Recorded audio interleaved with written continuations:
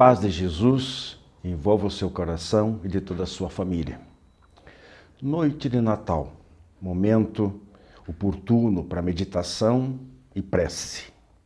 Vale sempre relembrar os ensinamentos e as atitudes de doçura, compreensão e humildade do Mestre. Necessário renovar nossos votos de sermos melhores a cada dia, apesar de todas as tempestades que possam cair lá fora. Não precisamos deixar de viver as coisas deste mundo. Não precisamos fugir de seus problemas e nem recuar diante dos desafios que se apresentam no caminho. Mas não podemos perder a paz íntima e nem permitir que mentes enfermiças ou almas belicosas comprometam o nosso equilíbrio, abalem a nossa fé ou aniquilem a nossa esperança. Tempos difíceis, sim. E quem disse que seria fácil, especialmente para os cristãos? Outrora, os testemunhos eram oferecidos com a própria vida. Agora, basta apenas cultivar o hábito do perdão, exercer a fraternidade e amar em abundância. Portanto, por maiores que sejam as adversidades do caminho, seja no individual ou no coletivo, mantenhamos a serenidade e ação no bem. As dificuldades da vida material são transitórias e as provações físicas ou morais fortalecem o espírito para viver a eternidade em plenitude. Nesta noite de Natal, temos o quadro Reflexões de A a Z, apropriadamente com os temas religiões, rituais, além do verbo retrogradar. No Fonte Allan Kardec, a benevolência, e em Cristo e nós no terceiro milênio, também em conexão com a data de hoje, será que é possível seguirmos a recomendação de Jesus para amar os nossos inimigos, fazer o bem àqueles que nos querem mal e orar pelo que nos perseguem e caluniam?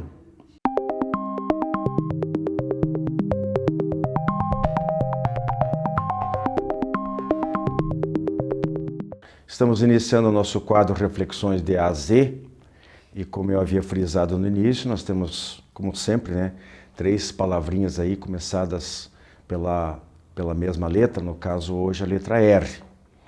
Temos aí religiões, que é por onde a gente vai começar agora aqui com a Andréia. Religiões, ou religião, mas o que é que qual é a sua contribuição hoje sobre esse pequeno tema? Tema extenso, né, Sr. Wilson? Bem, quando a gente vai procurar sobre religiões, a gente encontra uma infinidade de material, né? É muito vasto. Mas os próprios autores que escrevem sobre a origem das religiões, por que elas foram criadas, e tudo que diz respeito à parte filosófica das religiões, fala que não é bem claro, não é?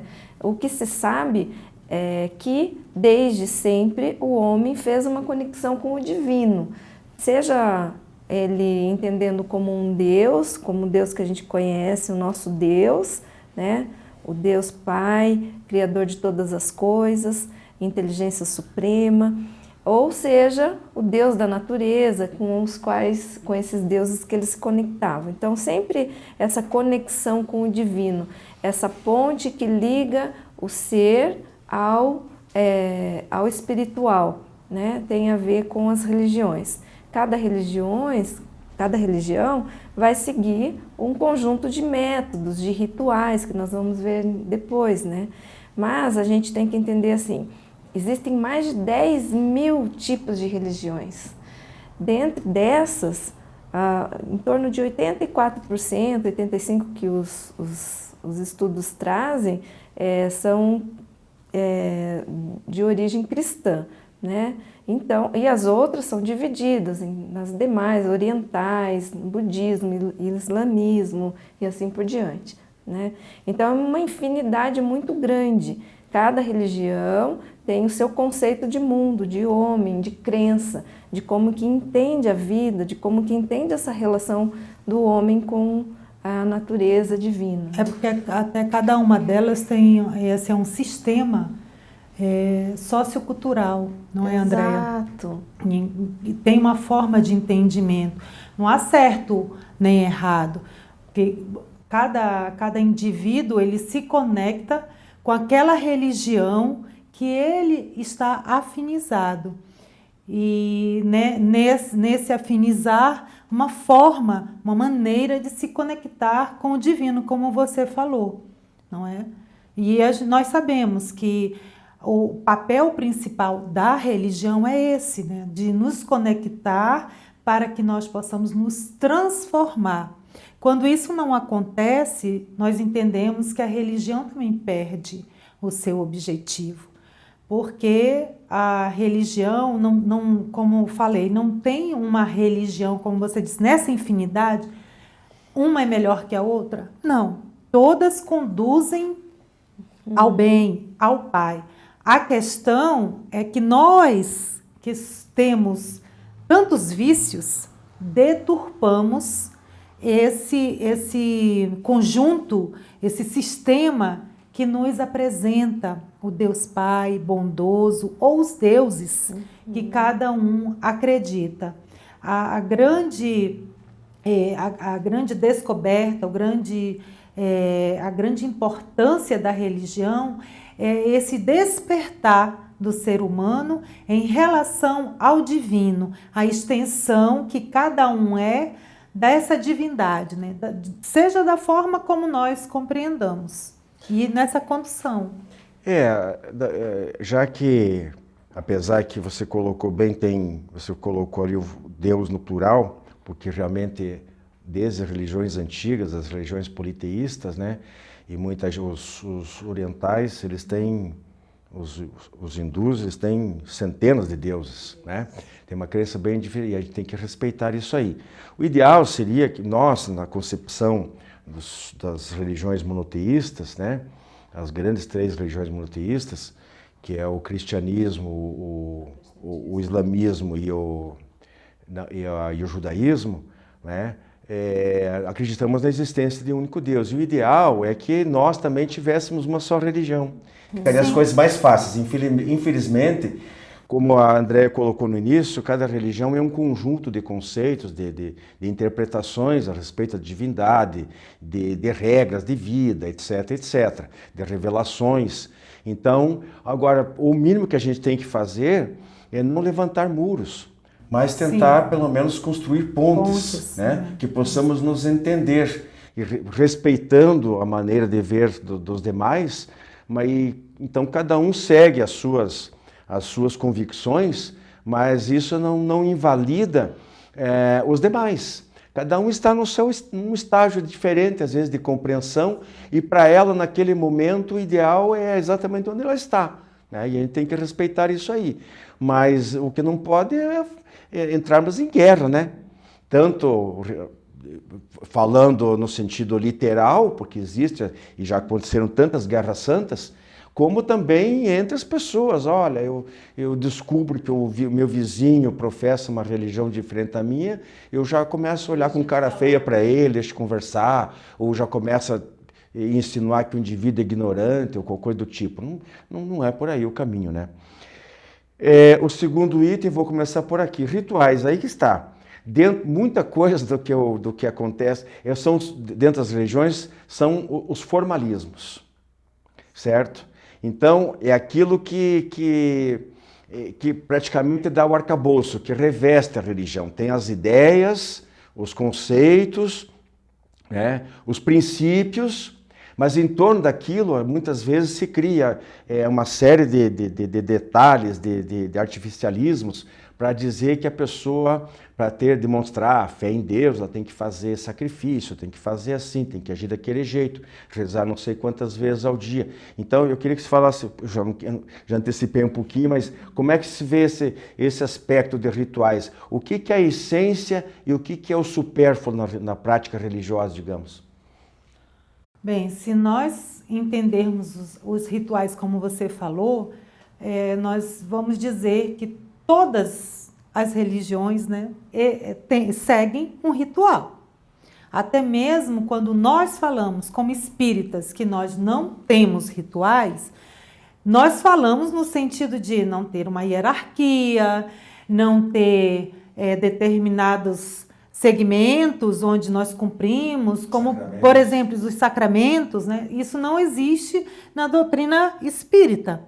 Mas se nós formos levar para o lado da realização das atividades, como procedimentos, como roteiros, são rituais. Né? Você vai fazer, fazer a abertura de uma palestra, nós fazemos uma leitura, fazemos uma prece, aí vem a palestra, em seguida a prece de encerramento, ou o passe e depois a prece de encerramento. Então, nós seguimos um roteiro que muitas pessoas entendem como o quê? Ritual, porque não deixa de ser. Então, falar que não existe um ritual, sim, Kardec traz, né, que não há ritual nesse sentido. Não tem um líder, né, um sacerdote, digamos assim, nas casas espíritas. Nós falamos em líderes oradores, né, em líderes espíritas, mas não que aquela pessoa seja vista como o grão, né, máximo da nossa doutrina.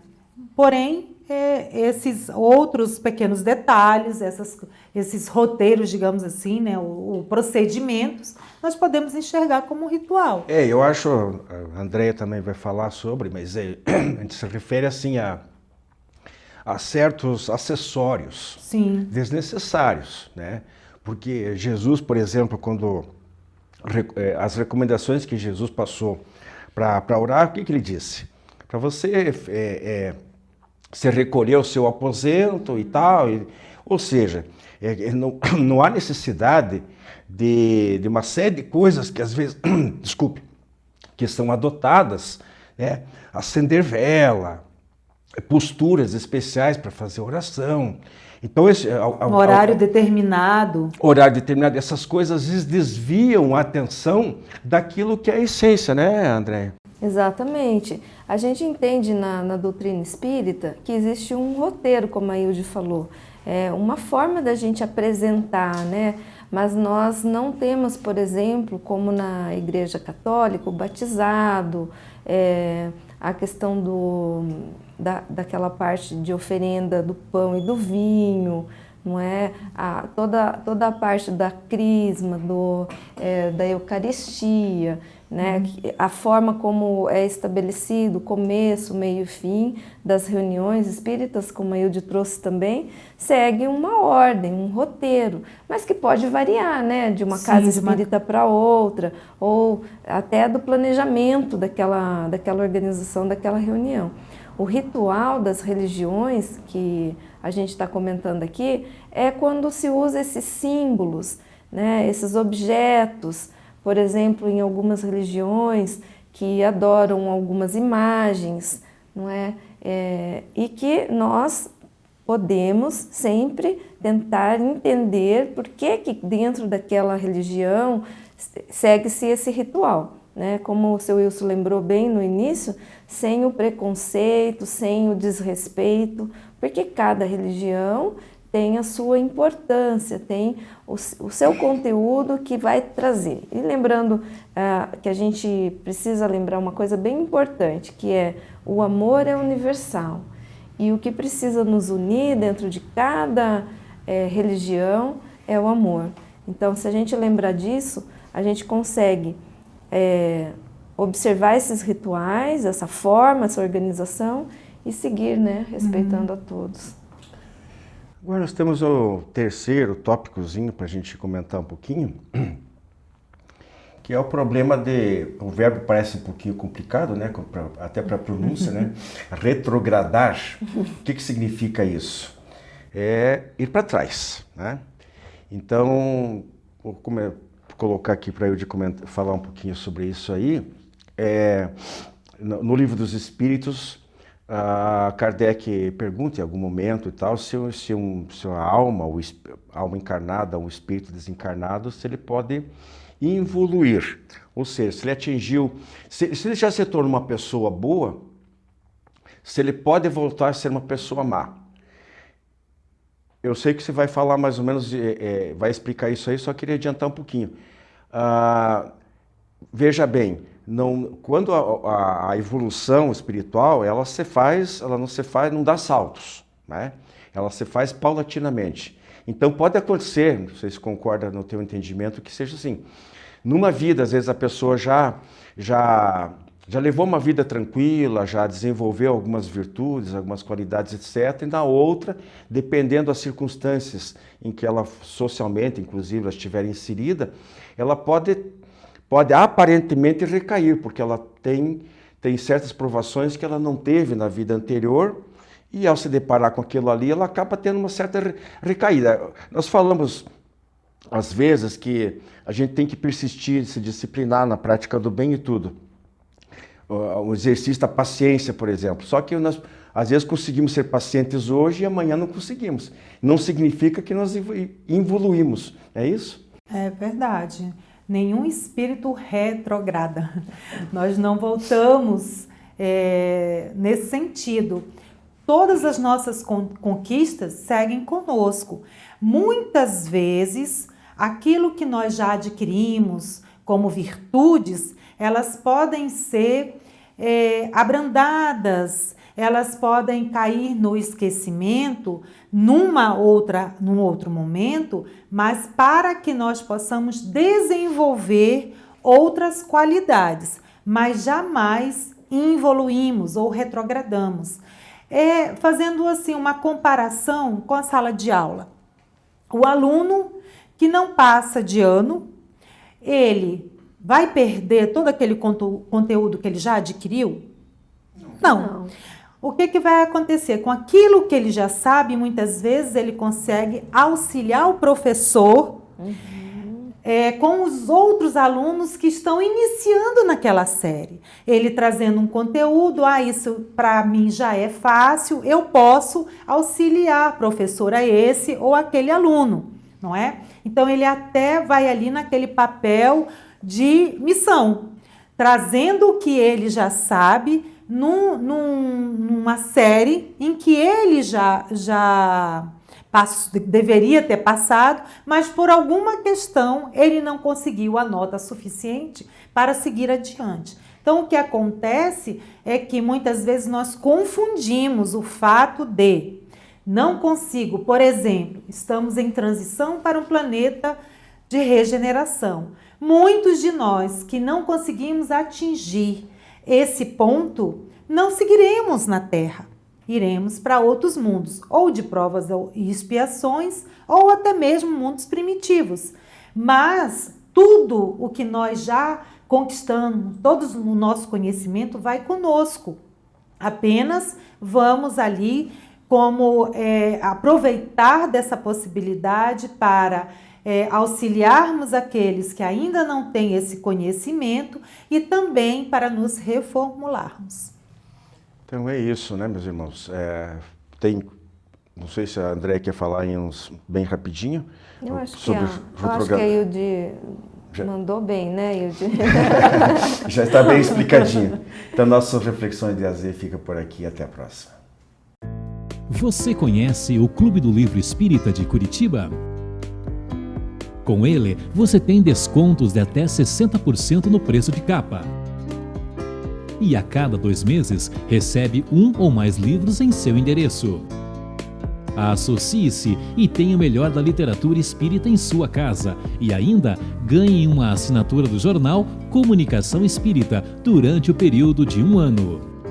Clube do Livro Espírita de Curitiba. Associe-se e contribua para a manutenção do programa Diálogo Espírita.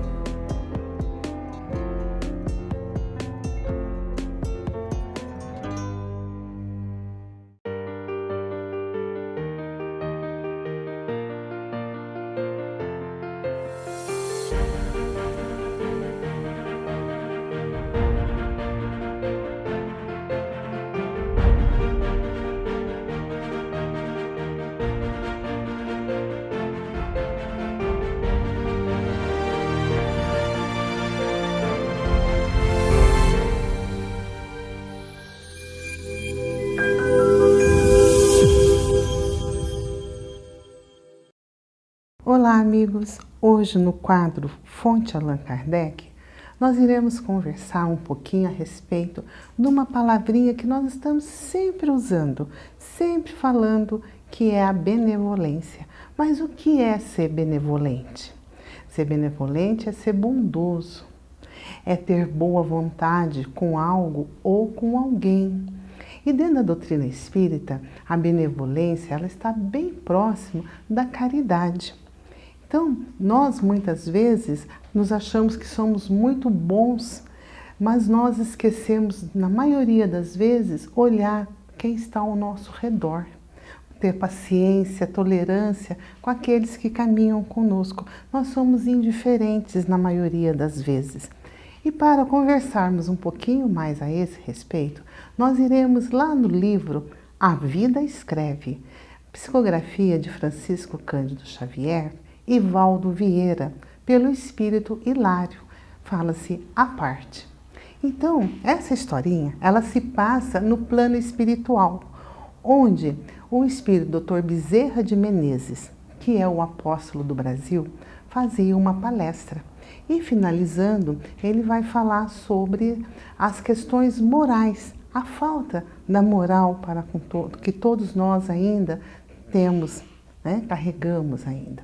E quando ele termina então a sua palestra, que ele vai se retirando do salão, eis que chega um espírito e fala assim para ele: pois é, doutor, o senhor falou que é aquele que destrói o lar traz o remorso no seu coração. Eu destruí vários lares e não senti nada. O senhor também falou que aquele que rouba é como se tivesse uma lâmina a cortar-lhe o coração. E eu roubei e nunca senti nada. Também falou que quando nós matamos, nós temos uma nuvem de remorso.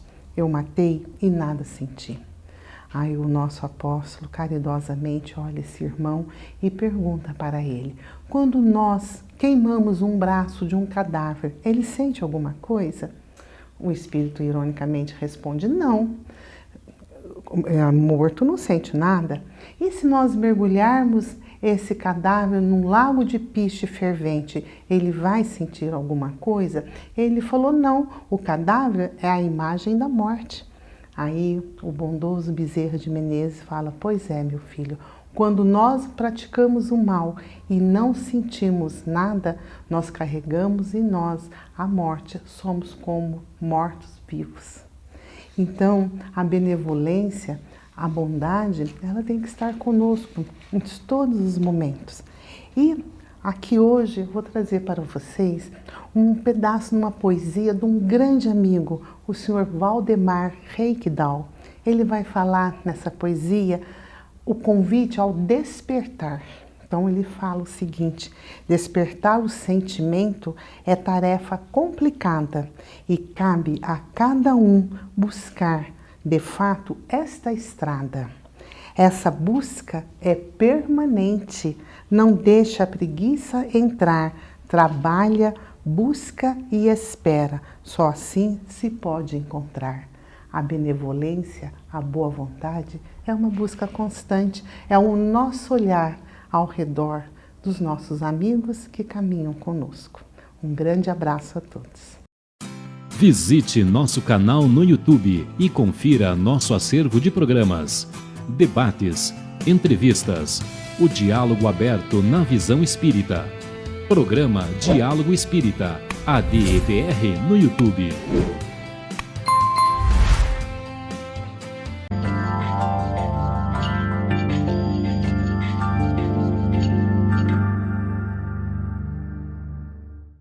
Olá, amigos!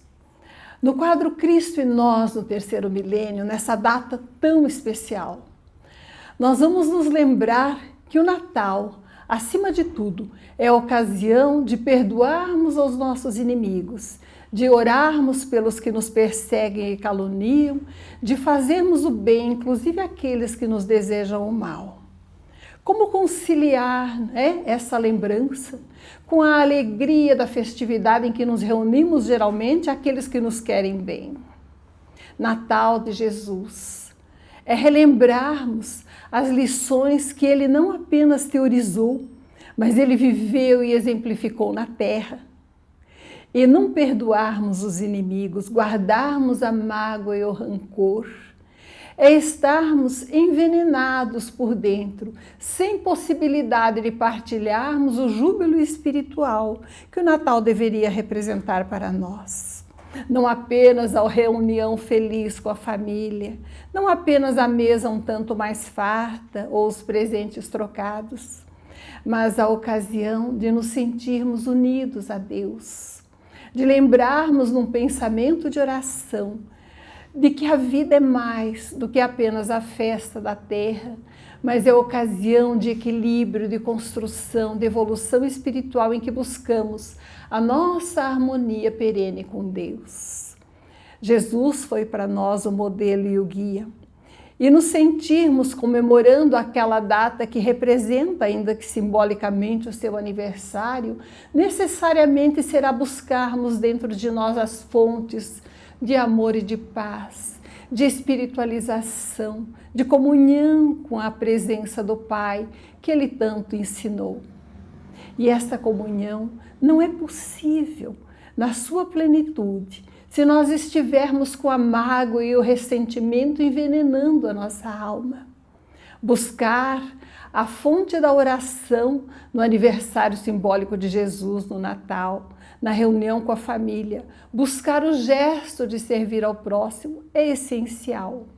Mas libertarmos a nossa alma da sombra da amargura é o nosso trabalho primordial. A primeira parte de tudo aquilo que podemos realizar em termos da nossa própria espiritualização. Jesus nos disse que para orarmos, para buscarmos a comunhão com Deus, deveríamos nos recolher ao nosso quarto. Mas antes de irmos orar no templo, por exemplo, deveríamos oferecer a Deus o sacrifício do nosso orgulho, da nossa amargura, do nosso rancor e buscarmos a reconciliação com os nossos irmãos. Como buscar essa reconciliação se não perdoamos com sinceridade? Perdoar não é um ato em benefício do agressor, é um ato de libertação da nossa própria alma. Conservar o rancor, especialmente na data do Natal, conservar a amargura, é como sermos convidados para uma festa, para um banquete, em que todos se trajam com esplendor e chegarmos com as vestes sujas de lama de quem não toma banho há dias e não troca de roupa, porque conservamos no alimento da nossa alma, na essência do nosso ser, a lama que nos atiraram, o rancor pelo que nos fizeram na hora passada, no dia atrás, na semana atrás, décadas atrás, só trazidas até o presente em forma de lembranças que escolhemos cultivar na nossa alma. Comemorar o Natal de Jesus, portanto, em primeiro lugar, é nos libertarmos, é deixarmos de ser vítima daqueles que talvez nos tenham agredido e nos tornarmos protagonistas da nossa vida, buscando a comunhão com Deus que está sempre ao nosso alcance, abrindo as janelas da nossa alma, libertando-nos do passado, pensando no momento presente, vivendo em plenitude, cogitando de um futuro melhor, muita paz e alegria nessa data, que estejamos sempre aqui, com muita fé e muita esperança nos dias melhores.